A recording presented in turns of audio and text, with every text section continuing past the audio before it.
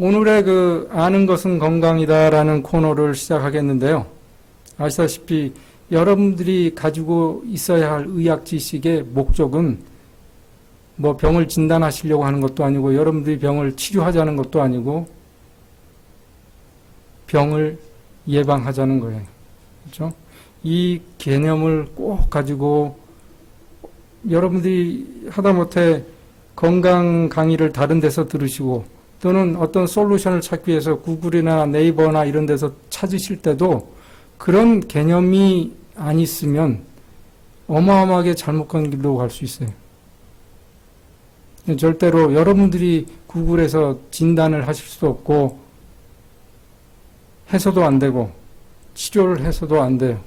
거기에서 여러분들의 건강의 해법을 찾으려고 하셔서도 안 돼요.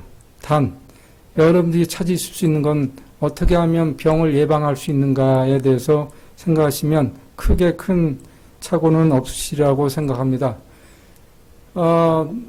지금 10년 동안 강의를 하면서 이 순서대로 계속 돌고 있었어요. 그죠? 머리에서부터 시작해서 발끝으로 내려가면서 각 그 서브젝트별로 강의를 하고 있는데, 지난달까지는 우리 그 가슴 이 부분에 대해서 하고, 이제는 오늘부터는 이제 복부로 내려옵니다. 복부는 아시다시피 소화기관들이 있는 곳이죠. 그 소화기관에 맨 먼저 식도를 얘기하는데, 거기에 들어가기에 앞서서 여러분들에게 질문을 하나 하겠습니다. 소화는 누가 시킵니까? 위장이 시키나요? 소장이 시키나요? 간이 시키나요? 대장이 시키나요? 뭐 높은 걸로 빠지면 소장보다 대장이 훨씬 높죠, 계급이. 누가 시킵니까?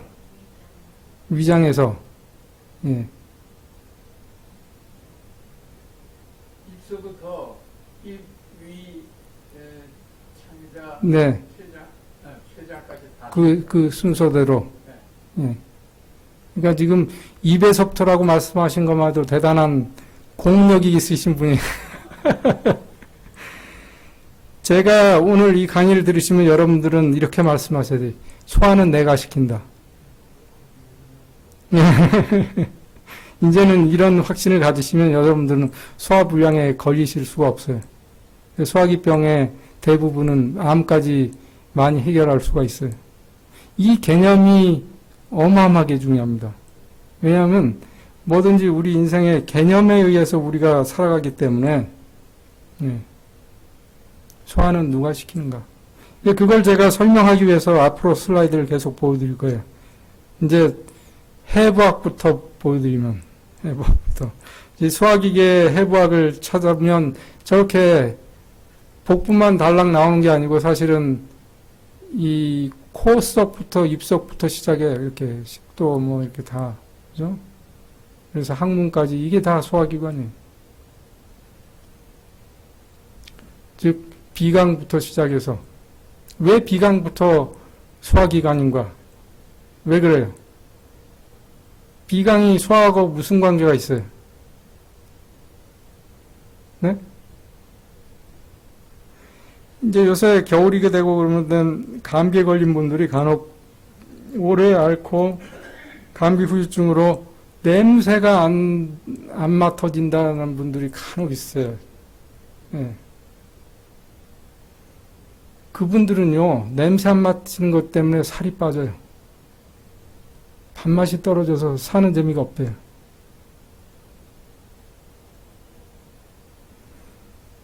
제가 이제 그 와이프가 그러니까 뭐 키친에서 뭐를 할 때 냄새가 나면은 은근히 가서 이렇게 슬쩍 뭐를 구경하는데 저도 모르게 침이 꿀꺽 삼켜지나 봐요. 그러면 와이프가 저한테 배고프구나 그래. 근데 저는 이미 냄새를 맡는 순간 침이 막 나오기 시작해요. 그러니까 후광에 있는 그 후각 기관들이 우리 뇌에 보내는 거예요. 이제 먹을 준비하고 있어. 먹을 준비하고 있어. 이 후각은, 비강은 호흡기계하고도 같이 연관되어 있잖아요. 그래서 우리가 예를 들면 연탄가스 냄새가 난다. 근데 거기다 대고 심호흡할 사람은 없죠. 그죠? 그럴 때는 살짝 숨을 참죠. 예, 불쾌한 냄새가 난다면 살짝 숨을 참아요. 그런 신호를 주기도 하지만 우리가 여기서 소화기관에서 말하는 비강은 우리 몸의 소화를 준비시키는 시그널을 해주는 거예요. 그러니까 자, 이런 개념부터 여러분들이 다시 생각을 짚고 확인하고 넘어가셔야 돼요. 두말할 것 없이 구강에는, 우리 입안에는 어느 기관에도 없는 세 가지 소화기관이 존재하고 있어. 이거는 엄연히 굉장히 중요해요. 치아, 침샘, 혀.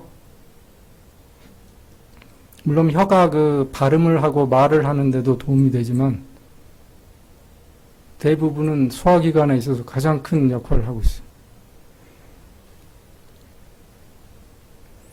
뿐만 아니라 나머지 부분 뭐 여러분들 너무 잘 아시죠. 위장부터 시작해서 대장까지는. 뿐만 아니라 소화기관에 해당하는 부분은 우리 뇌에도 있어요. 연수에서 나오는 자율신경, 대뇌에서 우리가 어떤 기분을 가지고 밥을 먹기 시작하느냐, 이거 어마어마하게 중요해요. 그래서 저는 이번에 이런 거 공부하면서 이런 생각을 했어요. 우리가 밥 먹기 전에 묵상을 하기도 해요. 이제 이건 뭐 여러분들이 교인이라면 묵상을 하시는 건 지극히 당연하다고 생각하실 수 있지만, 예를 들면 제가 일본에 가 있을 때에 보니까 이타다키마스, 잘 먹겠습니다 라고 꼭 어린애들처럼 병원 식당 갔는데도 의사들도 그러고 먹어요. 그래서 속으로 웃음이 나올 뻔했어요. 할아버지 같은 의사가 이타다키마스 그러고 밥을 먹기 시작하는데 유치원생 같잖아요. 근데 우리가 말하는 그런, 우리가 밥 먹기 전에 자, 잘 먹겠습니다라는 그 말이 뭐가 중요한 건가요? 뭐가? 그게 바로 우리로 하여금 마음가짐을 다시 한번 다지게 해주는 거예요. 그만큼 음식은 중요하고 먹는 행위는 중요해요. 생각 없이 있네? 집어넣고 맛있네? 꿀꺽 삼키고 또 먹자. 이런 게 아니고 우리가 먹는다는 건 어떻게 보면 하나의 예식과도 같은 거예요. 왜냐하면 그걸로 인해서 우리는 생명을 연장하고 건강을 유지하니까. 그래서 우리의 마음가짐, 밥상을 놓고 설령설령 여러분들이 기도를 안 하시더라도 그냥 1초는 좀 짧죠. 10초라도 묵상을 하시면 그냥 마음을 비우고 이렇게라도 하시면, 이렇게 하는 것과 안 하는 거는 소화에 있어서 어마어마한 차이가 나는 거예요. 왜냐하면 그게 바로 우리 여러분들 대뇌와 거기를 통한 자율신경의 큐, 신호를 주는 거예요. 영화 감독이 큐 사인을 주죠. 배우들은. 달리기 운전선수한테 준비 땅을 하죠. 준비라는 큐를 줘야 될 거 아니에요. 그런 거 없이 그냥 갑자기 땅 하고 갑자기 영화를 찍으면 어떻게 그거를, 그렇죠? 여러분들이 매일 먹는 밥도 여러분이 스스로 여러분 자율신경한테 큐를 주세요. 준비 신호를. 자, 시작. 자, 시작. 물론 간, 담낭, 췌장 다 이런 장기들이, 복부 장기들이 다 소화에 관련돼 있어요. 그래서 이 비디오를 잠깐 한번 보시면 왜 소화는 내가 시키는 것인가?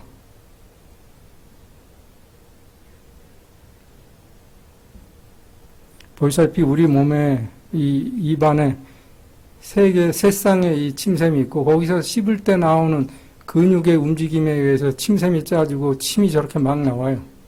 그래서 음식을 거기 침샘에 있는 효소에 의해서 분해도 하지만 그 가루 같은 거는 또 밀가루 반죽 만들듯이 다 해가지고 이렇게 싹 넘기게 해줘요. 그래야지 살에도 안 걸리고, 그죠? 그래가지고 이제 내려가면 또 그부터는 자율적으로 식도가 이렇게 연동 운동을 해가지고 쫙 내려가게 해주고, 맨 아래에 있는 괄약근은 또 음식이 들어올 때 좀 싹 열려주고. 이 소화의 3단계가 있습니다.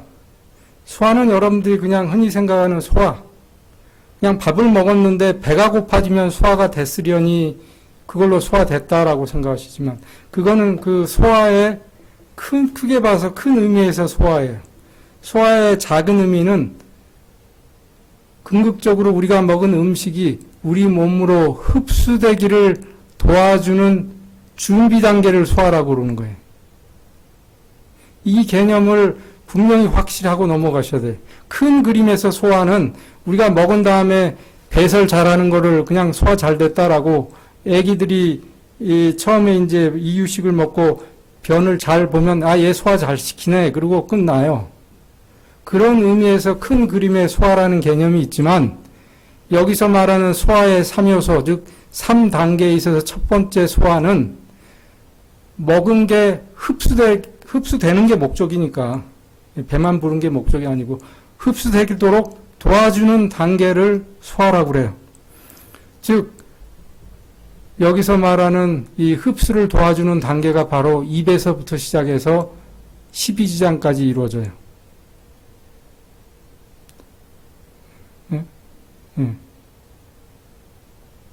그런데 놀랍게도 여러분들 중에 위에서 모든 게 흡수되고 분해되고 다 이루어진다고 생각하시는 분들도 계신데 위는 거의 흡수는 제로예요.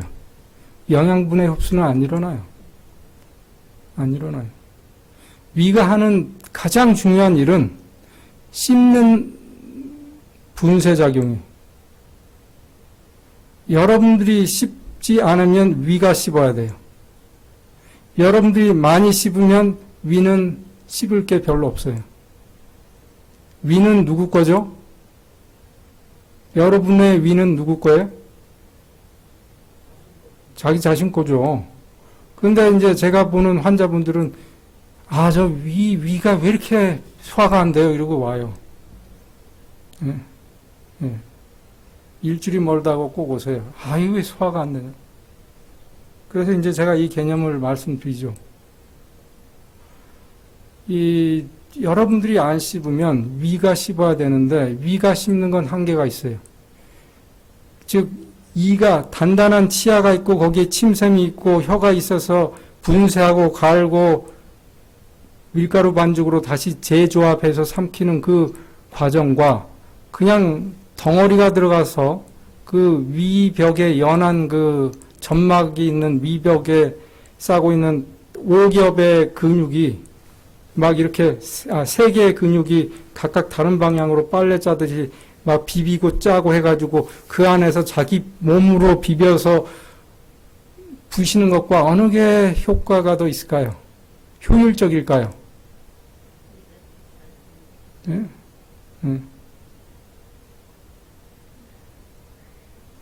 그래서 여러분들의 위가 여러분 것이라고 확신을 하시고 그 위를 보호하고 싶으시면 이제 다음 달에 식도암 얘기하고 그 다음 달에 내년 정월에 이제 위 얘기를 시작할 텐데 우리는 입으로 씹는 걸 해야 돼요.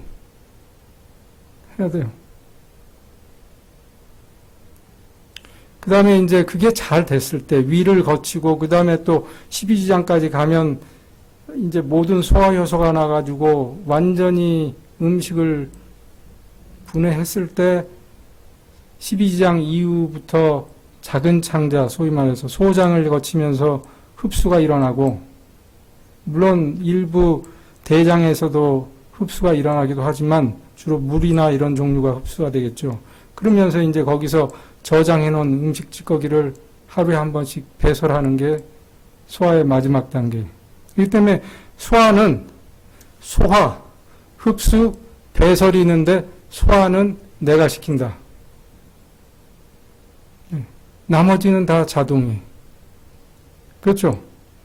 그래서 우리 소화에 있어서 내가 할 영역, 즉, 이 윗부분은 이게 나고, 이건 내가 해야 될 영역이에요. 소화에 있어서 굉장히 중요하다. 그걸 이제 여러분한테 부가 설명하기 위해서 몇 가지를 보여드리겠는데, 구강, 아까 말씀드렸죠? 3가지 기관이 있다고 했어요. 치아, 혀, 그다음에 침. 이 치아하고 혀는요, 얼마나 둘이 잘 죽이 맞는지 신기해요. 제가 어렸을 때 저희 집에서 명절이 되고 그러면 늘 할머니와 어머니가 함께 방아를 쪄요. 그죠? 그러니까 쌀 같은 걸 삶아가지고 이제 부어놓고 절구해서 이제 주로 이제 할머니가 찌으셨던 것 같아요. 교대로 하긴 하는데. 그러면 한 분은 그거를 이제 손에 물을 묻혀 반죽을 살짝 옮겨줘요. 그럼 또 쪄요. 근데 저는 그 어린 마음에 불안해 죽겠는 게 저러다가 할머니가 엄마 손 찌지. 한 번도 찐 적 없었어요. 계속 있는 힘껏 내려쳐요. 근데 어머님 그 사이에 살짝 해줘. 살짝 해줘.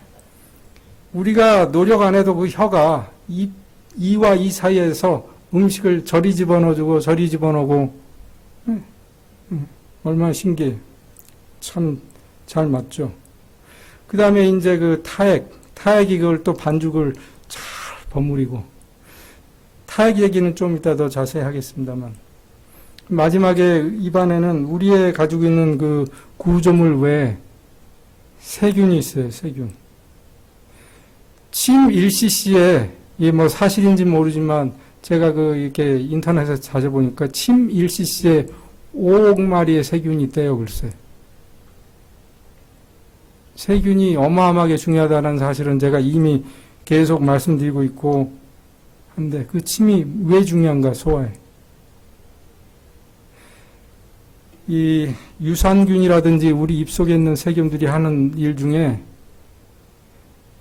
첫째는 우리가 몸에 없는 소화 효소를 세균들이 가지고 분해해주는 음식이 있어요.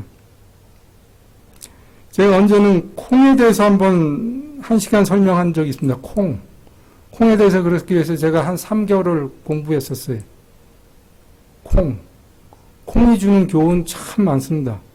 근데 그 콩이 우리가 분해할 수 없는 올리고당 같은 그 당들이 있어요.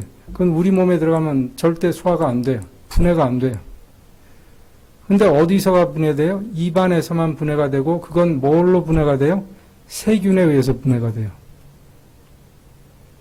그래서 제가 오래 씹기 얘기를 언젠가 할 건데 우리가 오래 잘 씹어야 된다. 이 얘기하는 이유는 씹는 게 꼭 그냥 혀로 씹어가지고 아까 말씀드린 그런 그 미케니컬한 분쇄를 위가 할 거를 입이 좀 더 하자. 이런 의미는 그냥 아주 기초적인 거고 더 나아가서 입안에 있는 세균들이 새로운 물질을 만들어내기도 하고 즉 좀 이따 말씀드릴 B12 얘기도 나오고 그 다음에 콩같이 분해할 수 있는 그런 물질들을 분해해주기도 해요.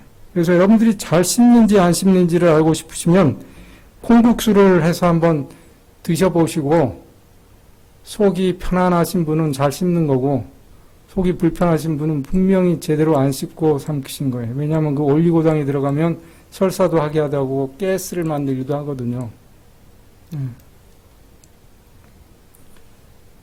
이렇게 침샘들이 있고 이 침샘을 움직이는 거는 근육들이다. 씹을 때 침이 많이 나와야 돼요. 침이. 그래서 그 침에 대해서 제가 잠깐 또 설명을 하겠는데 뭐 침이 그냥 단지 우리 음식이 들어오면요.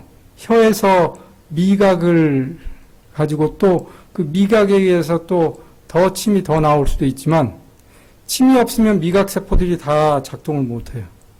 미각세포를 굉장히 작동시키는 건 침이에요.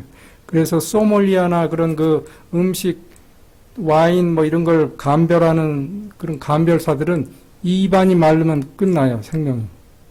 그러니까 이 침이 굉장히 중요해요. 그런 감각을 유지시키는데. 물론 이제 여러 가지 저작 운동에 도움이 되지만 또 침 속에는 아밀레이제나 또는 라이페이즈 같은 지방과 그러니까 그 우리가 먹는 그 당분이 입안에서 씹으면요 다 달게 돼요. 그러니까 야채, 과일 뭐든지 오래 씹으면 달아진다고 그랬죠. 그 아밀레이제가 바로 거기서부터 포도당으로 만드는 걸 시작해요. 그래가지고 빨리 식욕이 생기고 또 빨리 포만감도 빨리 와요. 그러니까 과식 안 하게 되죠. 금방 또 만족도 되고 그러면서 과식할 필요도 없고 해피하게 숟가락을 놓을 수가 있어요. 그러니까 이 씹는 데서 올 때 그런 작용은 바로 타액의 역할이 굉장히 크다. 그 다음에 여기서 한 가지 또 짚고 넘어가고 싶은 건 세포의 재생. 이 침 속에는요, 그 에피더멀 그로스 팩터라고 하는 그 세포 재생 효소가 있어요. 어떤 그 요소가 있어요. 근데 이 프로테인은 이 상처를 회복하는데 굉장히, 그래서 여러분들도 입안에 어떻게 막 잘못하면 자기 볼을 씹기도 해요. 그죠? 그럼 여기 막 보면 막 살점은 떨어지지 않지만 막 뻐겋게 되고 막 이 멍들고 있고 그러는데 다음날 이거로 하면요 없어져요. 이가 어디가 상처가 나도요 잇몸 같은데 금방 나아요. 왜 그래? 침이. 그래서 그런 걸 보니까 하하, 동물들이 자기 상처 나면요 혀로 막 핥잖아요. 예. 제가 옛날에 어렸을 때 어떻게 해서 다치니까 저희 할머님이 침을 갖다가 막 발라주려길래 제가 얼마나 도망갔는지 몰라요. 더럽게 할머니 왜 그러시냐고. 예, 할머니 이걸 언제 하셨는지 지금 알 수가 없네요. 지금 보니까. 그래서 예, 뭐 입냄새 방지, 뭐 침 속에는 항생 물질이 있어요. B12는 아다시피 그 악성 빈혈을 모자라면 일으킬 수 있는 굉장히 중요한, 그 다음에 또 우리 신경 작용을 굉장히 원활하게 해주는 아주 에센셜한 중에서도 에센셜한 그런 바이타민이. 근데 채소에는 없단 말이에요. 과일에도 없어요. 그래서 옛날에 의사들은 채식주의자다 그러면 당신은 3개월에 한 번씩 와서 B12 엉덩이 주사 맞고 가시고 그랬어요. 지금도 그랬던 분이 있더라고요. 제가 섬에 가서 보니까. 저한테 가서 B12 안 놔주세요? 예? 왜요? 제가 비간인데요. 의사가 저한테 3개월마다 맞으라고 그랬어요.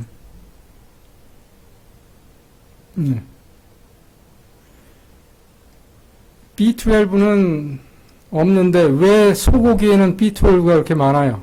소는 스테이크 먹는 걸 내가 본 적이 없는데. 그거는 입속에 있는 유산균이 만들어주는 거예요.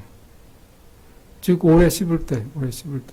근데 그 B12는 아주 극소량이에요. 진짜 극소량이에요.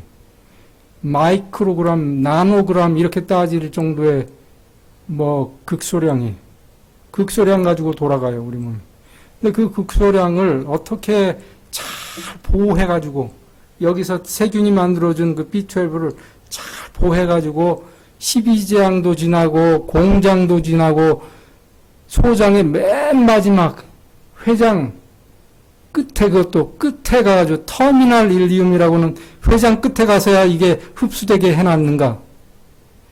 간혹 과학을 하다 보면 만약에 창조주가 계시다면 제가 이제 그냥 우리끼리 얘기로 농담으로 이분은 과연 합리적인 분인가라는 생각을 하는 때가 있어요.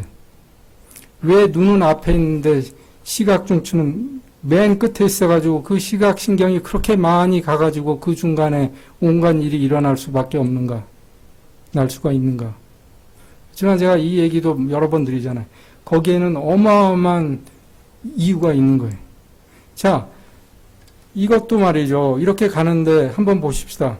침 속에서 그 reserve factor라고 하는 R 프로테인이라고, 요새는 이제 이게 합토콜린이라는 그걸로 명칭이 바뀌었더라고요. 제가 대학 다니올 때는 R 팩터라고 배웠어요. 그러니까 그 B12가 극소량 생긴 걸 칩 속에서 그게 나온 게 딱 못 움고 위산으로 내려가요. 그러니까 위산에서 완전히 커버해줘요. B12가 녹지 않게. B12는 아시다시피 수용성이에요. 그래서 위산에는 그냥 없어져 버려요. 그러니까 그걸 쫙 가지고 내려가지고 위로 가면은 위벽에서 나오는 인트린직 팩터하고 서로 교대를 해요.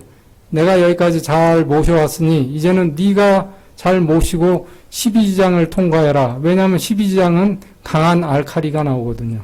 담즙이나 이런 알칼리성 효소가 나와요. 위는 산성 효소가 나오지만, 그러면 인트린직 팩터가 그걸 또 잘 가지고 12지장을 통과해요. 무사히. 그래가지고 이제 회장에 가면 회장에 이 피가 올 거 아니에요. 이 피가 오는데 그 피 속에 있는 적혈구가 와가지고 이 B12를 모시고 가요, 이제, 마지막으로. 근데 그 적혈구 속에 있는 코바라민이라는 B12를 이동시키는 이 프로테인이 그걸 딱 데리고 피 속에서 돌면서 머리로 가서 신경에도 공급해주고 여러 가지 일을 해요. 이 헤모글빈도 잘 작동하게 해주고. 자, 이런 우리가 과학으로 밝혀진 이 B12 하나만 보면 어마어마한 섭리가 있어요. 여기에 모든 답인지도 몰라요. 우리가 소화는 누가 시켜야 된다? 내가 입으로 시켜줘야 된다. 그럼 또 여기에서 어떤 분들은 그렇긴 하네. 근데 아이고 귀찮게 또 씹어요. 그냥 B12 사서 먹죠. 예, 여기서 나와 있는데. 예. 우리 몸이 B12 하나만 가지고 돌아간다면 그러셔도 될지 몰라요. 하지만 우리가 모르는 게 더 많아요. 그건 어떻게 하실래요? 그러니까 그냥 단순하게 이 하나를 보고 열을 안다. 이렇게 생각하시면 되겠어요. 식도. 그래서 식도에 대해서 잠깐 보여드리면 식도는 그냥 그 서페이거스라는 의학적인 단어도 있지만 푸드 파이프. 그러니까 왜냐하면 이게 음식 내려가는 파이프죠. 그 앞에 있는 게 뭐예요? 기도. 기도는 영어로는 윈드 파이프. 바람이 다니는 통로. 푸드 파이프. 예? 두 가지가 나란히 내려가요. 그래가지고 이제 심장 뒤쪽, 이 좌심방 뒤를 통해서 이렇게 싹 내려가면서 좌심실 뒤를 통해서 위장으로 이렇게 또 대동맥 옆으로 해가지고, 야, 이 식도의 코र्스는요, 너무너무 이 신묘막측이에요. 저는 이제 흉배과 의사니까 저 안을 늘 들여다보고 해서 알죠. 그렇죠? 식도 수술도 우리 흉배과에서 하는 거였고. 그 식도의 그 코스는 굉장히 바이탈한 올간들을 다 옆에 두고 지나가요. 그래서 식도는 굉장히 중요한 것 같아요. 그리고 맨 뒤에는 또 바로 척추가 있어요. 그러니까 사방이 다 중요한, 근데 그 중간을 내려가요. 한 25cm 되니까 여러분들 한 뼘이 몇 cm세요? 그건 알고 계셔야지. 대강 어디 가서 잴 때, 요거 뭐, 한 뼘이, 저는 한 23cm 되거든요. 쫙 펴면 23cm. 그러니까, 한번 재보세요. 여러분들도. 그러니까 식도는 한 25 정도 된다고 그래요. 10인치 정도 된다고 그러니까. 식도는 그냥 파이프라고 표현했지만 그냥 파이프가 아니고 연동 운동을 하는 파이프예요. 그래서 위아래로 그 괄약근이 있는데 제가 이제 시간이 없어서 영화를 안 보여드리고 그냥 스킵하려고 그래요. 이 위액에는 위산도 있고 펩신이라고 하는 프로테인을 녹이는 효소도 있는데 그런 위액이 이쪽으로 넘어온다면 이때는 심각해지겠죠. 그래서 스핑터가 여기에도 하나 있고 이 위에도 하나 있어요. 두 개의 스핑터, 괄약근이 있는데 중요한 건 이거예요. 이 스핑터를 어떻게 잘 유지하느냐가 결국은 여러분들이 건강하게 당뇨도 안 걸리고 식도암도 안 걸리고 갑자기 왜 저 스핑터하고 당뇨하고 무슨 관계인가? 그러니까 그 개념, 스핑터가 중요하다는 개념을 알면 자연히 복부 비만은 없어질 거라는 얘기를 하는 거예요. 그래서 현대인들이 가지고 있는 이 어마어마한 병, 식도 역류, Gastroesophageal Reflux Disease, 그래가지고 GERD라고 얘기하고 영어로 그냥 일반인들도 요새는 다 GERD 그래. GERD, GERD. 응? GERD. 이 병은 이 아프리카보다는 미국에 많죠. 즉 현대병에. 그 병이 오는 이유는 아까 말씀드린 그 하부 괄약근이 느슨해져가지고. 그래가지고 위산이 자꾸 올라오게 돼. 증상을 보면 참 이게 흥미로워요. 왜냐하면 이 위산이 너무 오면 가슴이 메어지듯이 아파요. 애리듯이 아파요. 여러분들 경험해봤죠? 신물이 올라오기도 하고 그러면서 애리다 우리말로는. 영어로는 그냥 burning pain, 타 들어가는 burning pain이라고 얘기하죠. 그래서 그걸 heartburn, 이 꼭 심장이 타 들어가는 듯한. 그래서 이거를 심장 마비 증상, 즉 그 협심증, 엔자이나하고 아주 비슷하다고 생각할 수도 있어요. 네. 그래서 그것 때문에 응급실에 간혹 가요. 제가 응급실에서 레이던트 돌 때 이런 환자가 오면 저는 쾌재를 불러요. 나 오늘 점수 좀 따겠다. 교수한테. 왜? 심장병 아니라는 것만 확인하고 식도 역류라는 걸 확인해서 처방까지 하면 그냥 아주 깨끗하게 환자 하나를 탁 마무리해서 보낼 수 있거든요. 한 번은 또 어떤 사람들은 선생님 왜 그런데 제가 3개월 동안 자꾸 기침이 나 이거 폐암 아니에요 그러고 와요. 마른 기침이 계속 나와요. 어떤 분들은 왜 자꾸 제 목이 자꾸 목이 쉬죠 요새 이게 후두암 아닌가 이러고 와요. 어떤 분들은요 심지어는 목에 뭐가 낀 것 같다고 이게 후두 말고 그 인두에 암이 있냐고 해가지고 이비인후과도 보내고 별짓을 다 하는 분들이요 아주 드물지 않게 있어요. 또 심지어 어떤 분들은 치과에 가요. 왜 저는 밤에 단 것도 안 먹는데 이가 자꾸 썩죠? 다 이게 바로 이 식도, 위식도 역류. 그러니까 펩신이나 이런 그런 이 산이 넘어와가지고 심지어는 이까지 다 그냥 녹여버리고 우리가 잘 동안에 막 후두까지 막 염증을 일으키고. 네.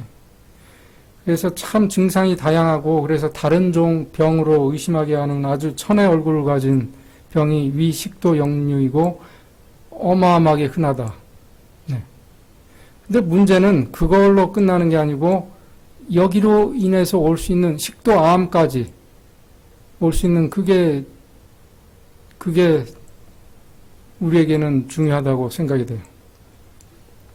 이 바리움이라고 하는 이 광물질을 만들어진 그 바리움으로 액체를 허연 우유같이 생긴 건데 그걸 마시면서 엑스레이를 찍으면 그 바리움은 엑스레이가 통과를 못해요. 그래서 시커멓게 나옵니다. 저 보세요. 식도를 넘겨갈 때 그 바리움 액체가 어떻게 넘어갑니까? 쭉 내려가는 게 아니라 우글 이렇게 하면서 넘어가는 게 보이세요? 다시 한번 보이세요? 이분이 이제 그걸 한 모금을 쫙 삼키면서 찍는 거예요. 오물 하면서 내려가고 이 부분을 보세요. 이 부분은 꼭 주저하면서 내려가죠. 주저하다가.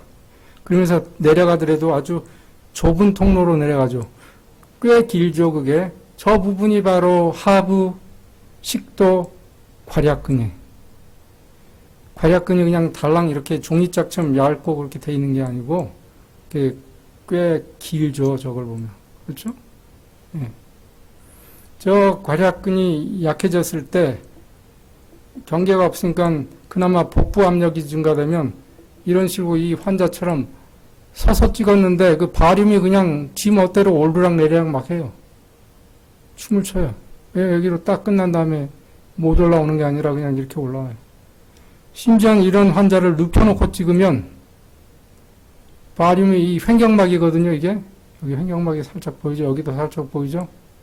여기도 검게 살짝 보이죠? 이 횡격막이.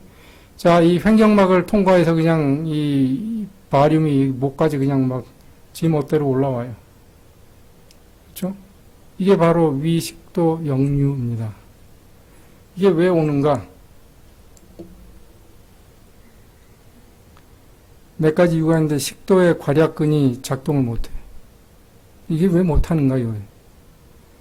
또 하나는 위압이 너무 증가돼가지고 위압이 증가되는 건 당연하죠. 과식, 급식, 야식. 네.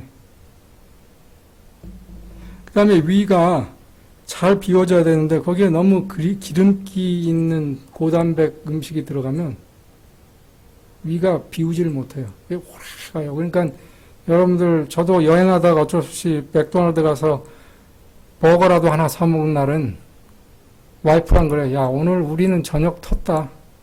저녁 먹었는데 저녁 때까지 배가 안 꺼져요. 억울해 죽겠는 거예요. 저녁 어디 여행 가면서 맛있게 먹고 싶은데 기껏 고속도로에서 그냥 점심 때 버거 하나 먹은 걸로 때우려니, 그렇죠? 예, 안 내려가요. 그리고 또 복부 비만, 그렇죠? 복부 비만. 위장에 계속 압력을 줘가지고 그냥. 또 하나는 놀라운 얘기는 또 세균. 참, 이 세균은 이 우리랑 같이 사는 공생의 관계에 있는 세균이 식도 하부에 있는 세균이 어떻게 변하느냐도 여기에 관련이 돼 있대요.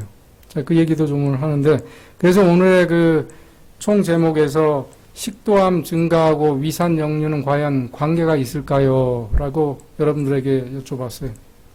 관련이 있죠? 보니까. 이걸 잠깐 이제 보여드리고 끝내도록 하겠습니다. 그냥 이거는 유위식도 역류가 많은 선진국 중에 하나인 영국에서 2007년도 이후로 20% 단계별로 20%씩 계속 이 위식도 역류가 의해서 그러니까 그 식도암이 그렇게 증가하고 있어요.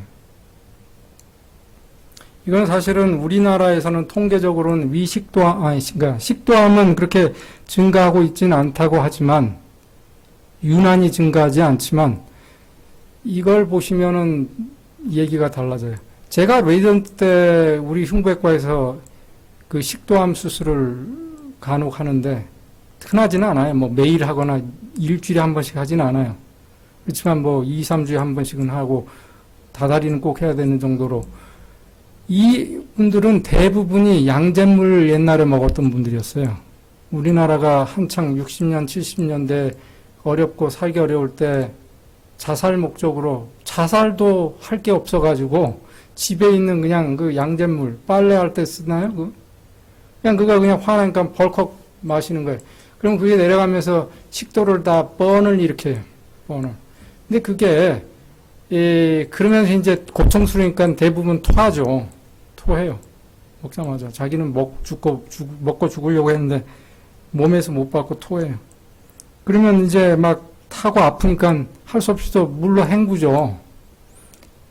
자살은 실패로 끝났어요. 물론 그 좋은 실패였지만. 그래서 대부분은 잘 살아요, 그리고는. 근데 한 20, 30년이 지나고 난 다음에 그 양잿물에서 망가진 이 식도의 벽에서 암이 생기는 거예요. 근데 그 암들은 양잿물이 내려오다가 그친 한 요 정도 어디서 많이 생겨요. 여기까지 내려오질 못해요. 그러니까 여기는 편평상피들이 있는 납작한 세포들이 있는 그래서 거기에서 생기는 암은 암세포가 납작한 모양이었어요. 저 암이 대부분이었어요, 우리나라에. 근데 지금 양잿물 먹고 자살하는 사람 없어요. 양잿물 먹었다는 건 찾아볼 수도 없고, 양잿물 구하기도 힘들어요, 이젠. 그래서에도 불구하고 식도암은 꾸준히 있는 이유는 뭐예요? 다른 원인, 즉 아래쪽에 있는 그 선암 또는 샘암이라고 하는 아데노카르시노마가 많아지는데 그거의 가장 주된 원인은 비만과 우리의 그 기름진 음식이나 이런 가공육으로 인한 위식도 역류에 의한 것이. 우리나라도 아직은 이 식도암에 관한 이 후진국 양상을 보이는데 흡연과 술도 그냥 뭐 과한 술을 먹으니까 양주와 소주를 많이들 섭취하니까 이 위쪽에 생기는 암이 아직도 많아요. 하지만 이 영국이나 미국이나 캐나다도 그렇고 선진국들의 암은 대부분 이쪽에 생겨요. 그냥 제가 흉부외과 의사로서 암이 여기에 생긴 것과 여기에 생긴 게 어느 쪽이 예후가 좋을까요? 여러분한테 물어보면 여러분들은 뭐라고 대답하시겠어요? 위에 게 예후가 좋을까요? 근데 사실은 아래가 나아요. 왜냐하면 여기는요, 위를 조금만 잘라가지고 바로 여기가 이어주면 되는데, 여기가 잘라지면 수술도 어렵고, 그리고 주변에 장기가 많아요. 그리고 이 식도는 이 장막이라고 하는 그 장의 맨 껍데기, 비유가 죄송한데 여러분들 곱창 드시다 보면 곱창의 맨 바깥쪽에 질긴 막이 있어요. 안은 살이, 곱창의 알은 살은 흐물거리지만 바깥은 딱딱해요. 뺀질뺀질하고 그 살을 장막이라고 그러는데 그 장막이 없어요, 식도는. 그래서 암이 생기면 바로 뚫고 근육층을 비집고 나가요. 그래서 임파선으로 바로 빨리 퍼져요. 어쨌든 뭐 그런 것까지는 여러분들이 아실 필요는 없지만 어쨌든 한국에서도 그 식도암은 여전히 큰 국민의 적이 되고 건강의 적이 되고 있어요. 예. 그러면 위식도 역류가 어떻게 식도암으로 변하는가 그것만 보여드리고 제가 시간을 마칠까 하는데, 지금까지는 개념이 이 위산이 올라가지고 그러니까 식도 벽을 이렇게 허문다고 생각을 했었는데, 최근에 논문들을 보면 그게 아니고 그것도 있겠지만 위산이 올라오면서 따라 올라오는 그 바일 애시드, 그러니까 그 담즙도 올라와요. 그런 경우. 담즙도 아주 올라와. 그러니까 이게 그냥 단순히 그냥 이 위 스핑터만 늘어난 게 아니고 아주 총체적으로 복압도 증가돼 있고 총체적이고 기능도 위장이 포워드하게 이렇게 비워주는 엠팅하는 역할도 떨어져 있고 많이 문제가 됩니다. 이 식도에서 이렇게 연동 운동도 떨어져 있고, 그런 의미에서 이렇게 올라와서 염증 세포를 자극해가지고 염증에 의해서 식도에 염증이 생긴다라고, 그냥 단순히 식도 벽이 위산으로 허는 게 아니다. 그거보다 훨씬 더 이게 기전이 복잡하다라는 것만 여러분들이 알고 계시면 돼요. 2012년에 발표된 이 논문에서는 이 위식도 역류가 있는 사람들이 이제 그 식도염도 생기고 바렛 식도라고 하는 그런 그 세포가 변화되는 식도가 생성이 되는데, 그런 사람들을 이 조직 검사를 해가지고 보니까 이 식도 하부에 있는 세균들이 종류가 달라져 있더라. 즉 정상적인 사람들은 그람 포지티브에 뭐 스트랩토코커스나 이런 그 세균들이 많은데, 이런 사람들은요 이상한 세균들이 많아요. 그람 음성균들이. 그래가지고 이 세균들이 결국은 또 다른 일을 하고 있는 거예요. 제가 왜 이걸 보여드리냐면은, 우리가 세균에 우리 몸에 변화가 온다라고 했을 때는 첫째, 항생제를 남용하진 않는가. 그 다음에 우리가 먹는 게 세균한테 좋은 거는 먹지 않는지도 모른다. 프로바이오틱스라고, 물론 이제 캡슐로도 나와 있지만 프로바이오틱스라가, 그러니까 쉽게 얘기하면 야채 과일에 좋은 세균이 좋아하는 야채 과일, 그 주식을 그냥 나는 그 안에 있는 비타민만 생각하고 캡슐로 먹고 씹어 먹기 싫다. 그렇게 개념을 갖고 있지는 않은가. 이걸 좀 돌이켜보자라는 겁니다. 그런 다음에 역류성 식도염이 계속되면 이제는 여기서 보시다시피 아까 세포들이 편평 납작한 세포라고 그랬죠. 식도는. 근데 이것들이요, 원추형으로 이렇게, 여기 확대를 보면 원추형으로 이렇게 뿔긋뿔긋 쏟아있는 위벽에 있어야 될 세포들이 식도까지 차지하고 있어요. 우리가 그냥 제가 배울 때도 당연히 위산이 올라오니까 거기에 대한 반응으로 식도가 자기도 보호하려고 위벽에 있는 세포로 갈아치우고 있구나라고 이해는 했지만, 그거보다 훨씬 더 논문을 읽어보면 굉장히 복잡하고 아직도 퀘션 마크가 붙어 있어요. 왜 그런 일이 일어나는지 아직 몰라요. 어쩌면 이것도 세균의 작용인지도 모르겠어요. 어쨌든 바레트 식도라고 하는 그 바레트라는 병은 이 뭐냐면 이 영국의 옛날 흉백과 의사입니다. 이제 식도를 잘 수술했던 의사인데 이 사람이 식도 수술을 해놓고 떼서 관찰해 보니까 조직이 정상 조직이 아니고 세포가 변해 있더라. 그리고 더 이게 유명해진 거는 그런 바레트 식도가 있을 때는 식도암의 전구 단계로 우리가 생각을 해야 될 만큼 좀 주의 깊게 관찰해야 되는 거예요. 그러니까 이 논문을 얘기하고 제가 이제 마칠까 하는데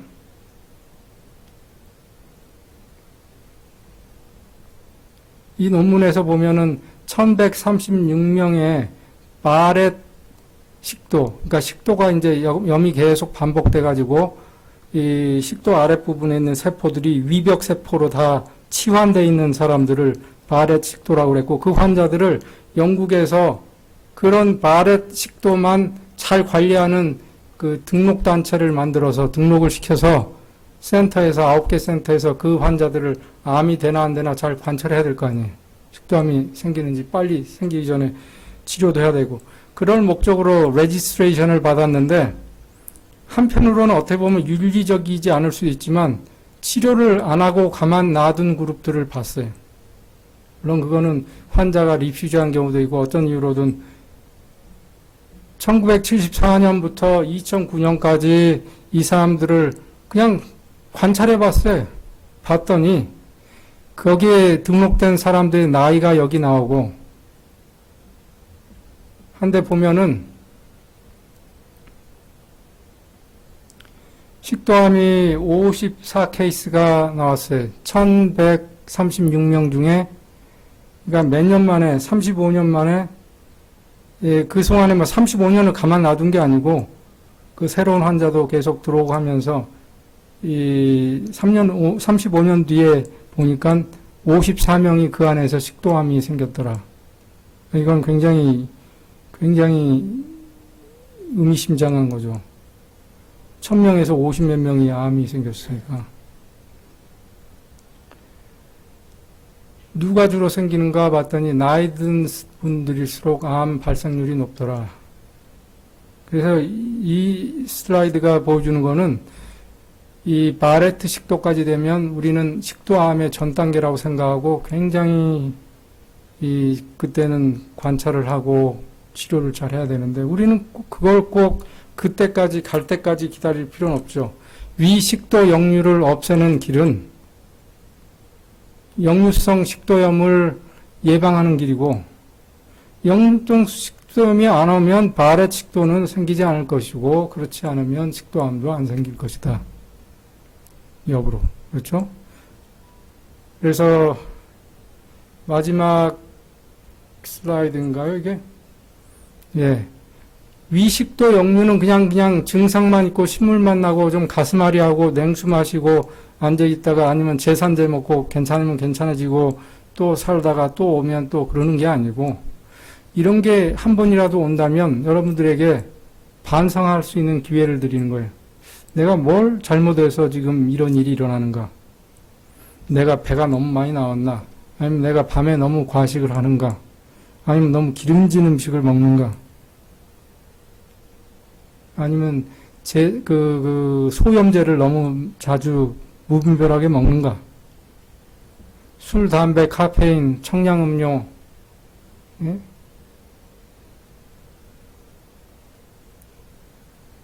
또 우리나라에서 문제가 되고 있는 무분별한 내시경. 내시경 할 때 그 내시경 여러분들 그 내시경이 제 엄지 손가락보다 굵어요. 그냥 이렇게 들어가가지고 이 연동운동도 없는 그냥 그 하부 스핑터를 열고 들어가는데 그게 자꾸 반복될 때 스핑터가 온전해질 수가 없죠. 자, 복부 비만 제거. 그래서 우리가 이 위식도 역류가 있는 분들이 이걸 치료하는 거는 결국은 비만, 복부 비만도 제거될 것이기 때문에 당뇨도 예방될 수가 있는 거예요. 모든 우리 생활에 가장 중요한 인디케이터가 될 수도 있는 거예요. 그런 의미에서.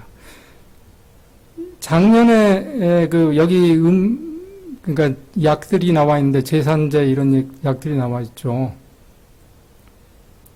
작년 가을에 왜 잔탁이 시판 중지된 거 아시죠? 잔탁은 유명한 약이잖아요. 하나를 먹으면 그냥 속이 편해지는. 근데 거기에 암을 발생하는 불순물이 아주 극소량 들어가 있다고 그래서 이게 시판이 중지됐었는데, 이거 말고 이제 이 약 대신에, 그러니까 이제 어떻게, 잔탁은 막 150mg 같으면 그냥 여러분들이 그냥 약국에서 사서 먹을 수도 있는 처방이 필요 없는 약인데, 이게 안 된다 보니까 환자들이 다 이번에는 그 프로톤 펌프 이니비터라고 하는 소위 말해서 이 위산을 억제해주는 약들을, 이런 약들, 프라졸, 졸이 들어가는 약들을, 프라졸이라는 약이 들어가는 수도 없이 많이 있어요, 약 종류가. 이런 약들을 쓰기 시작하는데, 이 장기 복용할 때 골다공증도 올 수 있고, 그다음에 마그네슘 흡수도 정화될 수 있고, 세균 감염이 증가돼요. 왜냐하면 위산이 우리 입으로 들어오는 나쁜 세균도 죽이기도 하는데, 그 위산을 억제하니까 대장염, 나쁜 대장염이 올 수도 있고, 그래서 생명에 위협이 되는 그런 나쁜 대장염도 올 수 있어요. 그래서 심지어 루푸스 같은 자가 면역 질환도 생길 수도 있다라고 워닝을 하고 있으니까, 약은 그냥 증상적으로 잠깐은 쓸 수 있을지 모르지만 생활을 치료하는 게 정답이다. 네, 생활을 치료하는 게 정답이다. 뭐 수술 방법도 있습니다만, 저희가 흉부외과에서 하던 옛날 이런 위벽을 해가지고 여기다 꽁꽁 싸매가지고 이 스핑터를 좀 밖에서 조여주는, 그것도 일시적인 효과도 있고 하지만 그게 중요하진 않죠. 근본 원인을 해결하는 게 중요하겠죠. 자, 그래서 오늘은 이 시간에 제가 강조시키고 싶은 건, 소화는 누가 시킨다? 내가 한다. 내가 한다. 그렇게 돼 있었고, 그걸 우리는 망각하고 살았던 거예요.